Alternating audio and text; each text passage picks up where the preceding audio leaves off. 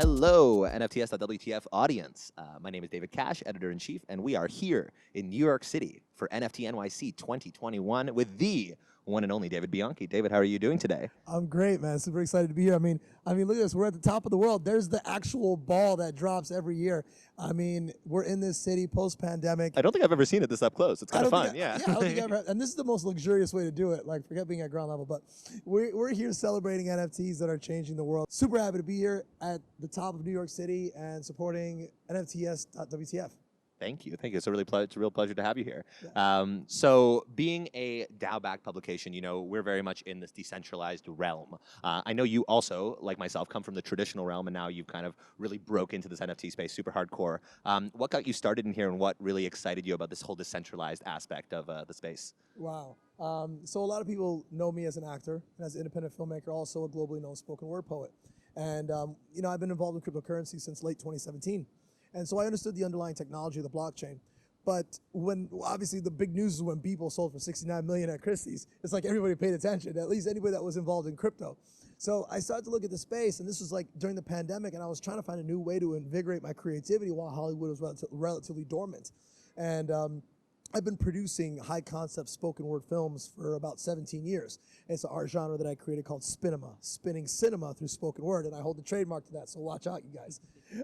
You heard it here first. Yeah, and so I poked around the space, and what I found was that the struggle of the space is that most of the on-chain megabyte capacities were significantly lower than what I'm used to working with. Because working in a visual media, I'm used to larger file sizes. Most places at the time were 50 megabytes, 75, 100 megabytes. And me as an artist, I'm not as widely known as a fine artist, even though I am.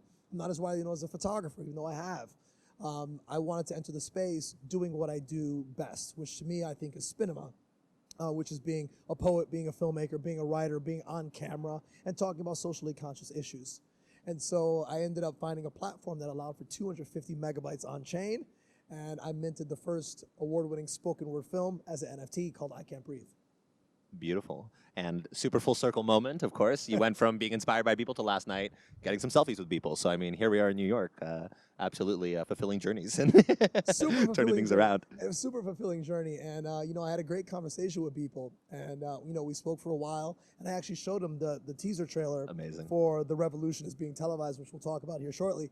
And he looked at it, he's just like, that's cool. He's like, that's cool. He's like, that's cool. He's like, I've never seen that before.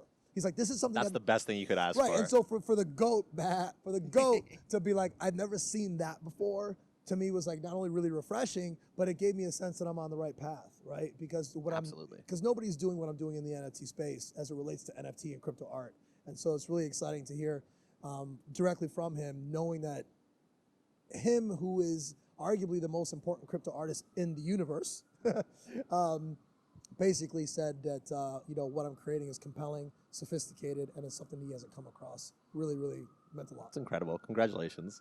And I want to talk a lot about your upcoming collection and about a lot of things going on here in New York that you're launching. But first, being that you came from an acting background, but you also are so multidisciplinary, being that you're so multidisciplinary and have been for so long, what excites you about this space? Because I feel like finally us multidisciplinarians have a place to exist where you can be an actor and a filmmaker and a producer and to be taken seriously for it and sell that work for a lot of money. So tell us about that journey and how you've been able to be your true self, I suppose, thanks to NFTs and thanks to the space. I mean, isn't it exciting to be an artist and be taken seriously? Right. I mean, what a novel idea, right?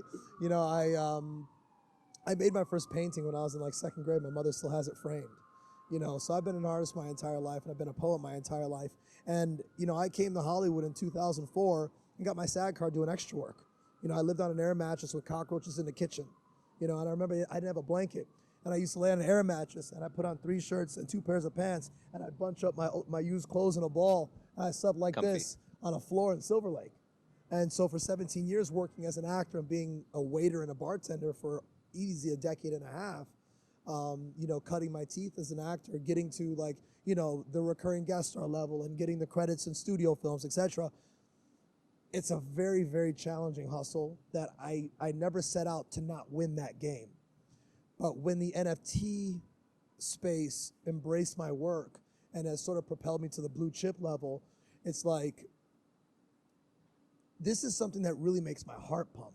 It's something that gives me the rise of inspiration that I haven't experienced in Hollywood. I probably since I first showed up. Where I really feel like I'm not only creating art that is important, that is impacting the world, I really feel a sense of belonging, and I don't see that there's a ceiling, and I believe that the blockchain and NFT art is limitless. Absolutely, especially coming from like poetry, like some of these mediums that have been very much overlooked over the past, decade or two. Being that you can be taken seriously and make money as a poet and doing doing the specific things that you enjoy and that you are passionate about. Yeah. I think is so exciting in this space. You can just, if you take it and run with it, and it's really high quality and you believe in it, people will follow that, and people will, be attracted to that. And I think you're a testament to that in the space. So congratulations. Well, I appreciate that, and you're absolutely right. And being able to be a self-sustaining artist is what we all fight for, right? That's what every actor, that's what every musician, that's what every muralist, that's what every street artist wants. You want to be able to be self-sustaining, and that's exactly what NFTs and the blockchain affords the artist, which is basically passive income. Residual income, which is how actors survive. You were a child actor, you're aware of how that works. And so now, artists can earn equity in perpetuity through the assets that they create through their intellectual property. For the first time in human history, we're monetizing ideas and controlling those ideas at the source without an intermediary to take commissions or tell us what we should or shouldn't do. And what's really cool about why I'm so inspired is what you just alluded to, which is my signature as an artist, being a Spinema artist, I am identified and I am embraced for what my signature is. Absolutely. And that's what we want. And so I invite any artist, this is my call to action to you, and I'm gonna look directly at the camera, that if you're an artist and you don't believe you can do it, get out of your own way and get started.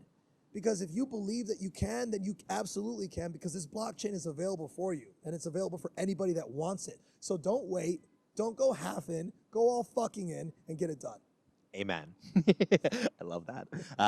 Coming from LA and coming from Hollywood, because also you have worked in traditional media for some time, Sure. how do you feel like that industry is going to be affected over the next few years? I feel like, people have seen, like, obviously art came first because it made sense. Artists needed a new way to monetize. The gallery system never has been changed. Like, since the 1800s, the art gallery system has remained more or less the same. And then music was kind of the logical next step. We now see music companies coming in because they already had royalties, so they can justify it.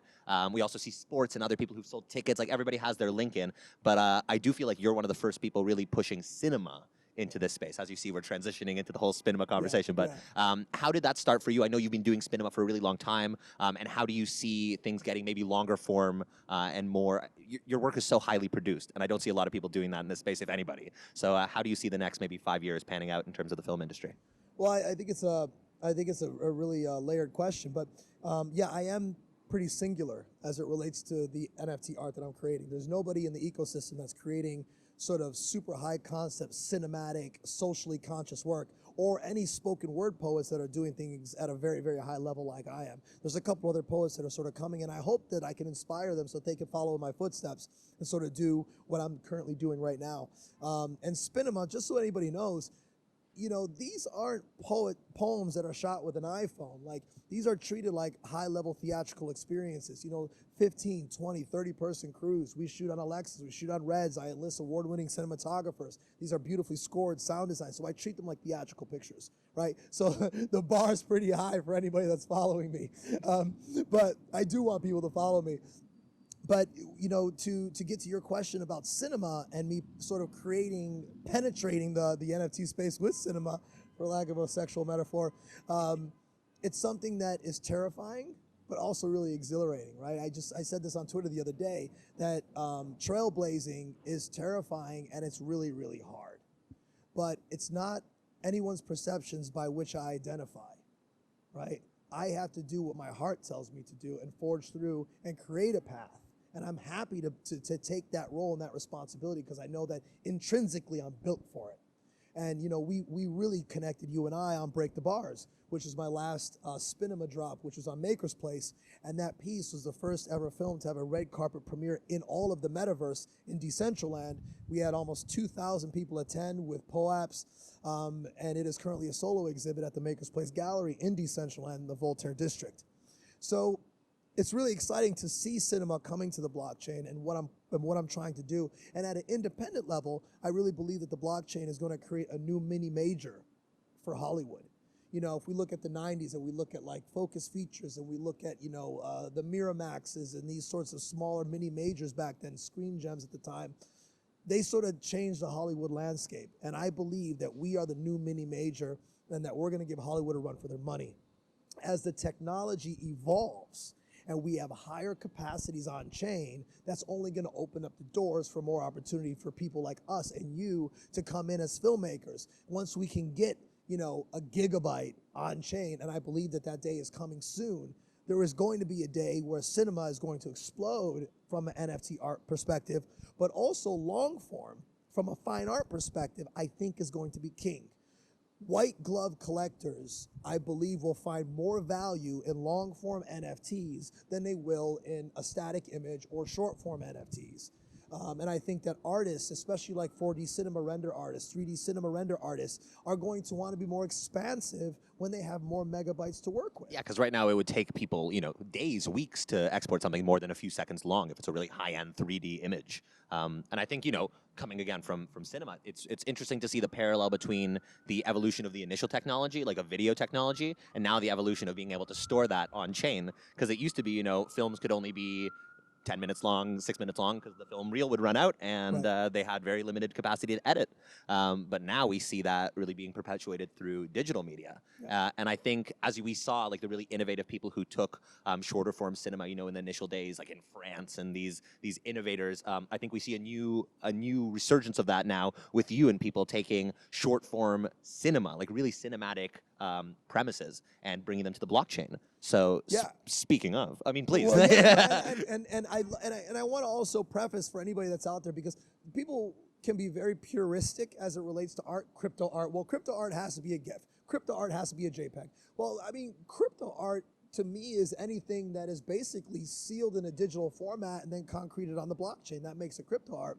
And I believe that cinema, as we know it today, is probably one of the highest forms of digital art, because we're not shooting celluloid. There's nothing analog about the filmic process, right? Yeah, purely digital. Everything is purely digital, from how we capture it. I mean, even how we storyboard it nowadays is very not even pencil scratches anymore. It's on some program. Exactly. These are all CADs in terms of how we storyboard things sometimes, all the way out to export and delivery. So I think it's one of the highest forms of digital art. So I think that that's really, really important to preface.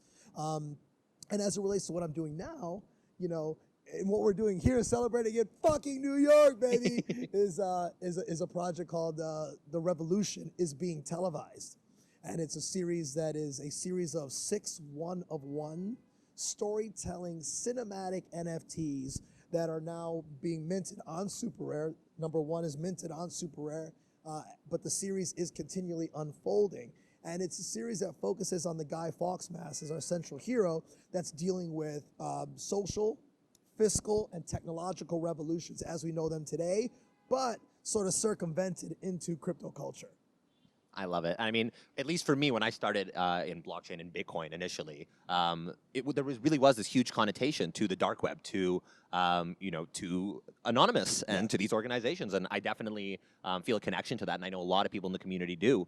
People who've been around for a while. So, how do you feel about bringing that to the future, especially now that we've kind of broken through that trepidatious period where people think, well, a lot of people do still think, but pretty much everybody used to think that Bitcoin and crypto was purely for criminals, and now we've totally done a 360 or a 180 per se, and we're here now, and we can actually talk about that narrative and how we've gotten to this point. So how did that start for you? And tell us a little bit about how the anonymous imagery came about. So I mean, I'll show you some artwork. We'll do a cutaway. Yeah, you guys do a cutaway. But the revolution will not be televised was Scott Heron poem, right? Kill Scott Heron, and so that poem really speaks to me. The revolution will not be televised. The revolution will not be televised. And when that was written, the revolution was not televised. Oh shit! The ball just turned green. Oh wow. This revolution is being televised, by the way. So the revolution will not be televised. And back then when it was written, the revolution was not being televised. But one of the things that I find so important to me as an artist is that the revolution is being televised. In fact, Time Magazine a couple of years ago called the person of the year the protester during the Egyptian revolution, for example. And so now the revolution is being televised here. And that modern media does a really, really good job of skewing what they want you to see, believe, hear, and think even at a revolutionary level, at a protest level, when they talk about cryptocurrency, they try to skew Perpetuate a narrative. Yeah, they absolutely. skew Yeah. the narrative. When it comes to the idea of NFTs and crypto art, oh, it's a joke, it's dead. They skew the narrative. And so our truth exists on the internet, and it exists on social media, and even social media platforms censor content. You know, they'll shut down social media entirely in Middle Eastern nations. And so I wanted to be able to tell stories, short form stories, 45 seconds to about, the longest one is about 2 minutes long, that focuses on different ways that the revolution is actually happening. So the destruction of physical art and the birth of crypto art, the destruction of fiat currency and the rise of cryptocurrency, the idea of the theatrics of what television and media perpetuates us to believe as it relates to revolutions, and using the Guy Fawkes mask, which is in the public domain, meant a lot to me. Not only is it a symbol for global revolution, it's also a very important symbol for crypto and counterculture, as you said so importantly. So what was also really important to me is in this series was to protect the sanctity of the mask, because many brothers and sisters worldwide have lost their lives wearing that mask in social and civil protests. And that mask, to me, has a superhuman connotation to it.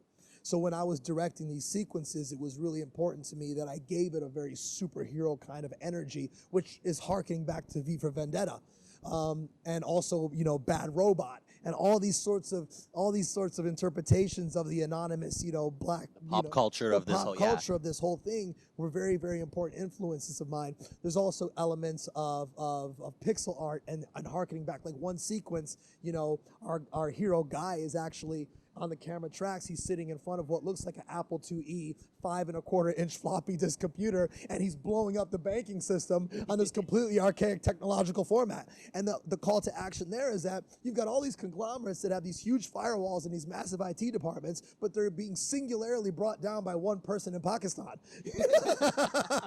Beautiful. And it's hilarious. And so there's a lot of satire, there's a lot of hidden metaphor, a lot of innuendo. But it is really about basically exalting the power of revolution. Because everything that we know in the world today is birthed out of revolution. Even if we look at United States of America, it's birthed in the Tea Party, in the Revolutionary War. Literally founded by. Anything that is women rights, LGBTQ, people of color, everything that we have today is a result of revolution and uprising. Absolutely. And us, in finance and art and blockchain, we're part of the new revolution. 100%. And I love that you're mentioning that, because anytime I talk to a lawyer, a bank, a massive conglomerate, and they have something to say about crypto, or how, oh, it's so shady, you're hiding everything, they just, a large percentage of the world, the majority of the world, fundamentally does not understand the power of blockchain. The fact that we are being more transparent than ever. We're not hiding. And I love that you're taking this Guy Fawkes mask that has this kind of connotation in pop culture of being this like revolutionary, and you're showing that this is a symbol of the crypto and the NFT movement, because we're not taking no for an answer, and we know what our rights are, and we know what we can do, and we're taking control of our finances and control of our sovereignty. And that's what we're doing here. And you know, you nailed it. And exactly what you're talking about is exactly why Microsoft, IBM, CAA, you know, Meta, Facebook. That's why all these big organizations are floating around NFT.NYC right now, because they know we're fucking up to something. Yeah, I got a DM after my chat yesterday from like the CMO of Hinge, being like, "Oh, maybe we should do NFTs." I'm like, "Yeah, maybe you should." Everybody, you know, everybody's just trying to break in right now. Absolutely, and I think we're very much still in the dial-up phase of this movement, and for anybody that is, you know, bi-curious, just jump in, you know, because we are welcoming. And one thing that I do have to say about the NFT community is that everybody that I've come across here, you and us included, and even this gentleman behind the camera and everybody, we are inspired to be here, because we know we're a part of something, and everybody's so welcoming and so inviting and so able and willing to help and offer a lending hand to somebody that wants to be onboarded. And the NFT community, it really is a family. You know, I was hanging out with some of the Metaverse gentlemen last night, and you know, Tubador is such a worldly man, and he said to me, David, you know why we're so connected to this experience? And I said, why? He says, because we are the metaverse. He says, As it stands right now, it's as it true. stands, It's true. because he says, we are the metaverse. We are not the audience. We are building it. So because we are building it, that's why you feel so connected to it, because we almost feel like a birthing responsibility. 100%. And that really sat with me. It's true. Yeah. It's so real. In my talk yesterday, I was mentioning the biggest difference for me between, and a bunch of lovely folks have talked about this, but the biggest difference for me between Web 2 and Web 3 is Web 2 was about building an audience of people who could you could cater to, and Web 3 is about building a community that we're all a part of, including the people creating the content. So I think one really exciting part for me, and I'm sure for you too, here in New York, finally after the pandemic, being able to meet a lot of the people who we've talked to over the past year or so in person, and actually connect and talk and figure out what we'd like to do together. It's incredibly inspiring. And I mean, you're wearing your Bored Ape hoodie. I'm sure you run into people on a daily basis here, just on the street, and you're like, hey, we're in a community together. We have that intimate connection. And like yesterday, you know, we were at the Super Rare party, and you were talking about your brand new piece, because I know you launched. To put in context, David launched the first in his upcoming series this week, and the rest are coming shortly. So how do you feel about bringing this into the community, being so physical and being able to walk around and share a physical piece of AR integrated content with somebody in person and see the reaction? Tell us a little about how New York has been for you so far, and the launch of this project. I mean, it's been great. Look, anytime that you walk the plank as an artist, it's always a little bit terrifying, especially when you're creating something that is very avant-garde as it relates to what people are used to. But I know my heart is in the right place, and my work is sharp. It's sophisticated. It's succinct. My aesthetics are very high, and people have responded really, really beautifully to the work, but also really beautifully to like the augmented reality posters and the augmented reality flyers that I put together, you know, and, you know, using augmented reality and physical pieces are just an example that I think culturally people are really identifying with Bianchi, because they're saying, wow, this guy isn't just a one-trick pony. Like, he really I'd say you're the opposite. right, like, I really believe in the technology. I believe in the mechanisms, and I want to lean into that technology and those mechanisms so people can really understand that I enjoy this culture, and I enjoy being a part of crypto art at a really, really high level. And everybody in New York has been just really, really warm and really, really welcoming. And yeah, and I love my apes. I have a couple OG apes, and I'm happy to be a part of that community. And it's like something I've never experienced before, and it's only the beginning. Absolutely. And speaking of the beginning, we're going to start to wrap things up, but I want to make sure that we give some time to talk about the revolution that we are perpetuating here. What can people expect from each of the different pieces? Maybe give us a couple teasers of some of the narrative, if you're open to that. Sure. I'm really excited about this collection, and if you haven't seen them, we're probably going to insert some clips, but they look incredible. So I'm really excited for you guys to see it. Tell us a little bit about what people can expect. Sure. Yeah. It's a series of 6. You know, and I'll talk about in the second one, which is called Fiat. You know, we see a guy evolve, like basically he appears from the shadows. And I shot all this at like 60 frames on anamorphic lenses. You know, it's cinema scope with these beautiful vintage Lomos, and it's really sexy. And he appears from the smoke, and he's got a bunch of $100 bills in his hand, and he takes it to a butane torch and literally incinerates it in slow motion. And as he comes around, he's sort of flailing it like a belly dancer and smacks it in his hands, and then it instantly turns into a holographic image of a Bitcoin. Beautiful. Hovering in his hands, you know. Number 3 is called Computer. It's a low tracking shot that comes up to a computer, and we see guy sitting behind a computer, sort of toggling. Camera comes around, a full Steadicam shot. We reveal this Apple IIe kind of computer, and it's composited a VFX composition of Satoshi Nakamoto's head sort of bobbling back and forth, and then he morphs into a bank. And he hits the key, and when he hits the key, the bank explodes, and then a monkey comes on the screen and goes, you know. So, and it leads up to a climax, and the climax is a piece called Veritas, which is really, really high concept, and it is essentially my impressionistic reproduction of the revolution that happened in the summer of 2020 during the George Floyd civil rights movement, where it's smoke and it's protest and it's mass and it's fist fights and it's fire and there's chaos. And it eventually whips into a shield of smoke and reveals Guy with a mask on, and he spits blood out through the mask, and there's blood running down his beautiful white collared tuxedo shirt. And he walks up and puts his hands on a body bag that has the word greed written on it.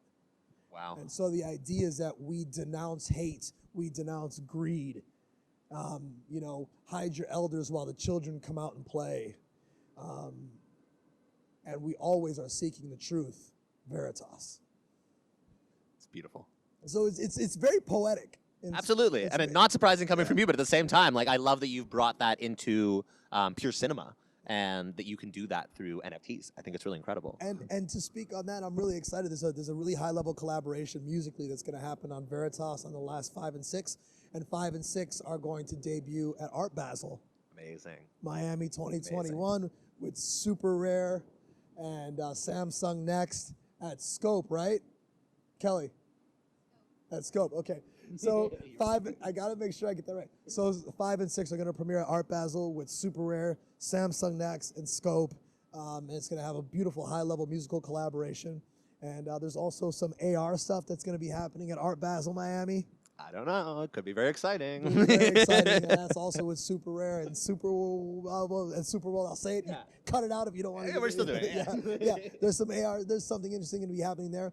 And I was also talking to the Super Rare curators yesterday that there's going to be a huge monolith that's going to be placed in the center of Miami that my work may be on as well. So there's a lot of cool stuff happening around my work and Super Rare and Miami, and we're going in, and we're changing the game. We're just. I love that you've made this like everybody here talks about a roadmap, but you've made the roadmap part of the release. So you're releasing one here for NFT.NYC, 2 at Art Basel, a few pieces in between. And I mean, to summarize, like fiat, not going to make it, right? Like truth above everything, freedom, you know, beating the patriarchy, like all of these huge ideals of the DeFi community brought in such an artistic way to the blockchain. I'm really impressed. So you absolutely killed it once again, not surprised whatsoever. Thank you. But just to wrap things up on hopefully not a somber note, but just maybe an inspiring note for people watching. I have seen, and I think this is very intentional, throughout your journey here in crypto, every piece that you've done has a purpose. Yeah. And you don't just create art for the sake of creating art. You create art with either a social cause attached or something you genuinely believe in or something you'd like to perpetuate. As you can see, this collection, The Revolution is Being Televised, is obviously a shining example of that. But take us through really briefly how you went from maybe your first release to Break the Bars to where you are now, and what can people expect next, if you want to plug that project that you don't want to talk too much about yet. Yeah, sure. I mean, as I mentioned earlier, I entered the space with the first ever spoken word film, Spinema Film, as an NFT. I then minted my second one, which starred myself and Malcolm Jamal Warner, Grammy-winning poet and Emmy-nominated actor. That also was acquired by MetaPurse. My third venture into crypto art was a piece called the Modern Day Minstrel Series, which is a portrait series of myself painted in blackface, using vicious racist stereotypes against myself to uncover and educate people on the racist history of the minstrel show in America and how it relates to inequality and entertainment as we know it today. I did that because I wanted to create a divergence away from cinema to sort of like open up my work to other collectors that weren't necessarily looking at this sort of like edgy, offbeat work that I was creating. That has now led me to where we are now with The Revolution. The Revolution is being televised. I do have a big project coming up for the top of 2022, which is going to be a big Spinema project. I will say it is an anti-gun violence project that is going to be directed by an A-list director. And this is exciting for me and I think for the entire ecosystem because we are creating a Spinema film with an A-list director that is completely funded by the blockchain, for the blockchain, and will be minted as a one-of-one NFT with limited editions and will premiere in the metaverse. Because of what we did with Break the Bars, we understand that it works. We understand that there's a model for metaversal film premieres now, and it is going to shock the NFT community at how explosive this piece is going to be and how much trend setting we're going to be able to do through this work. I'm also diligently focusing on a generative project as well. I literally got drops scheduled all the way through probably April 2022. So it's a busy man. Yeah, and in between I'm shooting a television show for Universal. So of course, as one does. But I just to touch on it, because I think people listening will resonate with this. When David talks about his work, the first thing you bring up is what's it about? What's the cause? We're going to do a piece about gun violence. Yeah. I mean, you have an A-list director attached, but Yeah. for you, I feel like the first step is what problem are we going to solve here? How are we going to make a difference? Right, And exactly. That's beautiful. And my mission here in NFT art, and I can't say it's going to be my lifelong mission, but I just believe that it will be, is I want to be able to create artivism, right? I want to art educate. I have donated a significant amount of proceeds from all my drops to nonprofits that are changing the world in real time. I think it's very important that we donate proceeds to nonprofits that are in line with our thinking.